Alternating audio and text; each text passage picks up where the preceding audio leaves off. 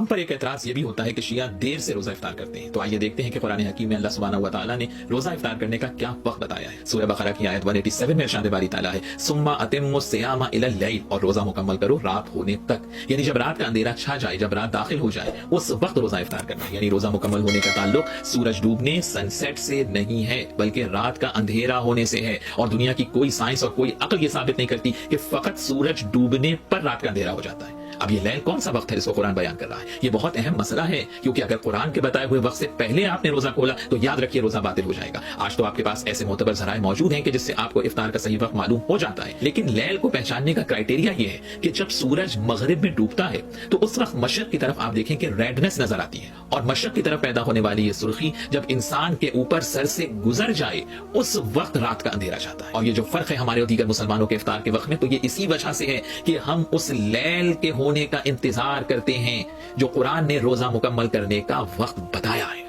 یہ بھی یاد رکھیے کہ جو روزہ افطار کرنے کا وقت ہے یہی مغرب کا بھی اول وقت ہے۔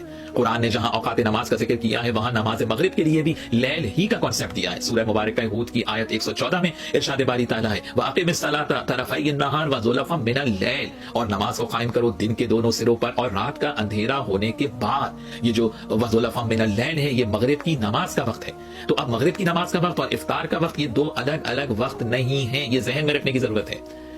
یعنی اول مغرب کا وقت بھی رات کا داخل ہونا ہے، اور افطار کا وقت بھی یہی ہے کہ جب رات کا اندھیرا چھا جائے، اور ان دونوں کو قرآن نے لفظ لیل سے بیان کیا ہے۔ افطار کے وقت کا ذکر سورہ بقرہ کی آیت 187 میں ہے، اور وقت اول نماز مغرب کا ذکر سورہ ہود کی آیت 114 کے اندر موجود ہے۔ اب نماز مغرب اور افطار دونوں کا جب وقت ایک ہی ہے تو آپ پہلے کون سا کام کریں؟ تو پہلے افطار کر کے آپ پھر نماز مغرب پڑھ سکتے ہیں، مگر سب سے بیسٹ یہ ہے کہ پہلے نماز مغرب پڑھیں اور اس کے بعد روزہ افطار کریں۔ میں نے بتا دیا ڈیلے 25 سے 30 منٹ کا ڈیلے ہے، 8 سے 10 منٹ کا ڈیلے کوئی ایشو نہیں ہے۔ اور اس کو سائملٹینیس کنٹراسٹ جو ہے حدیث وہ جو یہ چھپاتے ہیں، یہ چوتھی حدیث سن لیں، یہ آج آپ لے لیں توفہ، اس کے بعد انشاءاللہ کوئی احتیاط والے معاملے میں مسئلہ نہیں کرے گا۔ یہ چوتھی حدیث بھی حق 4 کتابوں میں، 3 مین اسٹریم کی کتابیں، صحیح ابن حبان میں 7491، شعیب احمد نے صحیح کہا، صحیح ابن خزیمہ میں 1986، شیخ اعظمی نے صحیح کہا، المستدرک الحاکم میں 1518، امام حاکم نے امام مسلم کی شرح پہ صحیح کہا، اور چوتھی کتاب صحیح الترغیب والترہیب میں شیخ البانی نے صحیح کہا 1005۔ یہ 4 وہی حوالے ہیں جو چاروں حدیث کے حوالے تھے،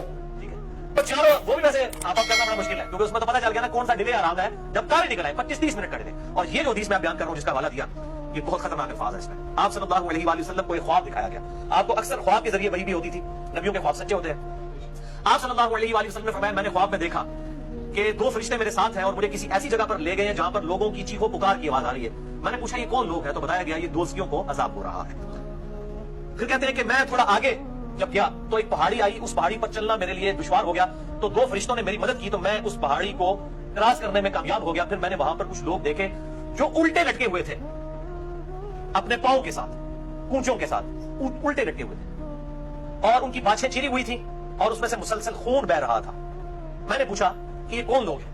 تو بتایا گیا یہ وہ لوگ ہیں جو وقت سے پہلے روزہ افطار کر لیا کرتے تھے، افطار میں اتنی جلدی کرتے تھے کہ ابھی ٹائم نہیں ہوا ہوتا تھا اور وہ افطاری کر لیتے تھے۔ اب یہ ہم پوچھتے ہیں یہ لوگ کون ہیں؟ اہل تشیع تو نہیں ہو سکتے، وہ تو ڈلے ہیں، ان کے پاس آپ نے ڈلے والا چھاپ لگا دی، فتوا لگا دیا، جو میں نے فتوا اتار دیا ان سے، اور ایک سنی منصف مزاج منہج والے شخص کی طرف سے یہ الحمدللہ دلائل سامنے آئے ہیں، یہ کسی شیعہ عالم کی طرف سے نہیں۔ ان پہ جو چھاپ لگائی ہوئی تھی وہ تو 25-30 منٹ والی ہے، وہ تو 8-10 منٹ کا ڈیلے کرتے ہیں، 3 منٹ کا تو عربیوں کا بھی کیلنڈر احتیاط کے ساتھ ہوتا ہی ہے۔ اچھا یہ جو جلدی افطار کر رہے ہیں شیعہ تو نہیں ہو سکتے، اہل سنت میں سے بھی حنفی نہیں ہو سکتے، ان کے تو 3 منٹ احتیاط کے ساتھ ہے۔ پیچھے کون بچ جاتا ہے؟ ہم یہ پوچھتے ہیں کہ کون لوگ ہیں جو روزہ جلدی افطار کرنے کی وجہ سے جن کو قیامت والے دن عذاب ہوگا۔ ایٹ لیسٹ اس عذاب کا شکار وہ لوگ نہیں ہوں گے جو روزہ کھولنے میں ڈیلے کرتے ہیں 5 منٹ یا 10 منٹ کا۔ 25-30 منٹ والا تو معاملہ لگا ہے، اس میں بھی کہا ہے کہ سنت سے محرومی ہے، اس کی عذاب کی کوئی حدیث نہیں آئی ہے۔ اس کے اوپر عذاب کی حدیث آئی ہے کہ جو جلدی افطار کرتے ہیں ان کو الٹا لٹکا کے عذاب دیا گیا، ان کی بانچیں چری ہوئی ہیں۔ ہم یہ اب علماء سے ہی پوچھتے ہیں، علماء سے پوچھ کے چلتے ہیں کہ یہ ہمیں بتائیں لوگ کون ہوں گے، یہ کس فرقے سے ہوں گے۔ میں جس طرح کے رواج ہے کہ جیسے ہی مغرب کی اذان مؤذن دیتا ہے تو سب کے ہاتھ جو ہے وہ کھجور کی طرف، شربت کی طرف اور سموسوں اور چاٹ کی طرف بڑھ جاتے ہیں۔ تو کیا افطاری کا وقت یہ مغرب کی اذان کا وقت ہے کہ جیسے ہی مؤذن نے مغرب کی اذان دی افطاری کر لینا چاہیے، یا اس کا وقت قرآن مجید نے رات کا وقت بیان کیا ہے؟ کون سا وقت ہے؟ اہل سنت کے یہاں سورج کے غروب ہوتے ہی رات شروع ہو جاتی ہے، اس لیے جیسے ہی مغرب کا وقت داخل ہوتا ہے تو یہ کہا گیا ہے کہ آپ روزہ افطار کر لیں۔ ہر چیز روشن ہے، دکھ رہی ہے، اور ہمارے ہاں یہ کہتے ہیں کہ جناب اس ٹائم پہ افطاری کر لیں۔ اب اس صورت کے اندر جو آج تو اس پہ امت مسلمہ کا ایک بڑا طبقہ اس پر عمل کر رہا ہے، صحیح عمل کیا ہے؟ صحیح عمل یہ ہے کہ ہمارے جو یہ اذانیں دی جاتی ہیں اس میں آپ دیکھیں کہ جو کچھ اہل حدیث حضرات وہ رمضان میں اس کو اور جلدی کر دیتے ہیں، اور جلدی کہ اس آیت کے اوپر عمل ہو جائے، लोगों के रोजे खराब करते हैं और लोग बस ये अजान सुनी, जनाब अजान हुई और फौरन खजूर मुंह और पानी। तो ये तरीका सही नहीं है। इंतजार करें कि रात दाखिल हो जाए। अपने आप से हमें शरीयत से आगे नहीं बढ़ना चाहिए। कुरान मजीद में जब रात का लफ्ज है तो रात को ही करना चाहिए, रात को ही फिर इफ्तारी जो है होनी चाहिए। सरा शुरू में फरमाया उहिल्ला लकुम लैलतुस सियामी अर्रफस, फिर रोजों की रातों में हमने आपके लिए रफस, बेगमा के पास जाने को हलाल करार दे दिया। वहां पे तो कोई ये नहीं कहता कि जी मुंह में खजूर रखी और जो है वो बेगम के पास चले गए। वहां पे रात का माना क्या है? हर एक ये समझ रहा है कि रात से मुराद वो रात है, लेकिन यहाँ अतिमो सियामा इलल लैल के अंदर आके वो कहते नहीं, रात से मुराद यहाँ पे मगरिब है, मगरिब की सूरज गुरूब हुआ और बस यहाँ पे जो है अब वो इफ्तारी कर ली।